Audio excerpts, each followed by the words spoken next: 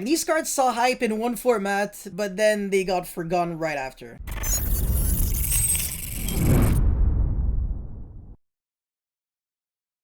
So there are a lot of Time Lord cards out there, but the majority of them are garbage, so we're only going to be focusing on the meta-relevant ones today, right after you like this video and subscribe to this channel, and let's get right into it. First of all, the Time Lord monsters all share a very similar clause, which is the immunity to being destroyed by battle or card effect, the ability to be normal summoned while you control no monsters, the fact that you don't take battle damage from attacks or battles involving it, and also, unfortunately, the drawback of being returned into the deck during the next turn's standby phase. Well, your next standby phase. Alright, so real quick, what are the most competitive Time Lords and why? So we've got Zafion, Mettaeon, Camion, and Zafion, and also Time Maiden, which isn't necessarily a Time Lord card itself, but a really great tool at allowing you quick access to your Time Lord monsters twice for the price of one. So historically, we've seen Zafion being a huge blowout against True Draco, as it could shuffle back up to 6 spells and traps, so the diagram and the 5 back row in one shot, one effect, and the opponent could barely do anything against it because that was at a time where negation was way less dominant than right now, and people were focusing on destruction effects, such as the graveyard effects of True King Return and True Draco Apocalypse, but obviously since Zafion is indestructible by card effect, you really had to hard draw Skill Drain, or if you were playing the Monarch's Erupt build, which was infinitely less popular at the time that I'm mentioning, since mirror matches were super popular, well, it was really hard to stop Zafion. The sad part is that today, Zafion won't be super great because people definitely do focus on negation more than destruction now. So if you're playing against something like Sky Striker, Widow Anchor is going to stop you from resolving that Zafion. If you're playing against Guru, maybe you're just gonna get Book of Moon. If you play against Altergeist, you might just get, I don't know, Silk Quiltist Bounce, and you get the point. It's really hard to resolve a card like Zafion, and even against decks that don't necessarily have inherent negation, people still play Judgment, Strike, and Imperm, which are cards that weren't really seeing that much play before.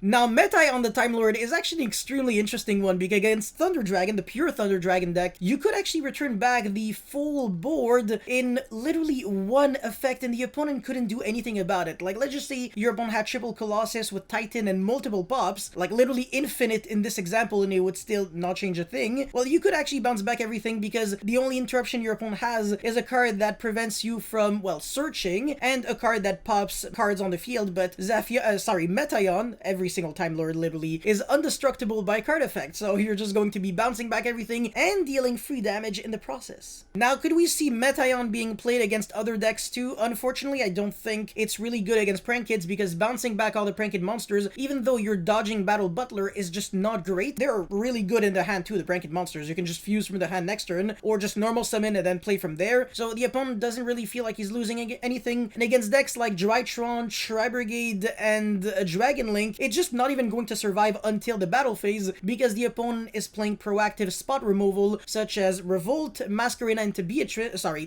into Unicorn, as well as Hieratic Seal. Now, Camion the Time Lord is an extremely unique card, because it's one of the only cards in the game that prevents both players from responding to its effect, and also shuffles back one card without targeting, which is pretty huge. And in formats that are kind of protect the castle, if you can understand what I'm trying to say, basically one monster does just everything. It can negate literally infinite times. It can't get Kaiju, for example, can't get super polyed or whatever. Let's just say there's hypothetically that kind of format. Camion the Time Lord could actually be really good. Negations do not work against it. Destruction does not work. This card was actually played against the Gookie Extra Link that featured Nightmare Goblin, Phoenix, and Cerberus, that prevented all of your co-linked monsters from being targeted, destroyed by battle or by card effect. So literally, unless you had something that didn't target and didn't destroy, like Ningirsu to Send, it was really hard to out these cards, but also you were extra linking and you had Tri-Gate Wizard as a negation. So Camion the Time Lord was really good at just randomly breaking the extra link, and obviously it's not like you were trying to, I don't know, like destroy a card. So the combination of all of your nightmare monsters, they would just be nullified here, since you were targeting. Your opponent couldn't do anything about it since it can't be responded to.